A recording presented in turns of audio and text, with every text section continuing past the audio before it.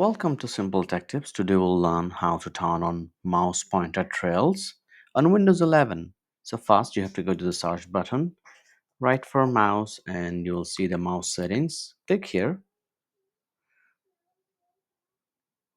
You'll be able to see this whole option. Scroll and go to the mouse pointer and touch. Scroll a little bit and you'll be able to see this option called mouse pointer trails. Click here and you'll be able to see a mouse pointer trails. So if you want to reduce it, you can use this.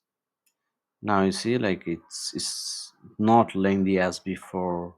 You can also reduce it more, but I prefer to stay like on the somewhere here so that you can see the trails. And if you don't want it anymore and you want to turn it off, you just click here, toggle it off, and it will turn off.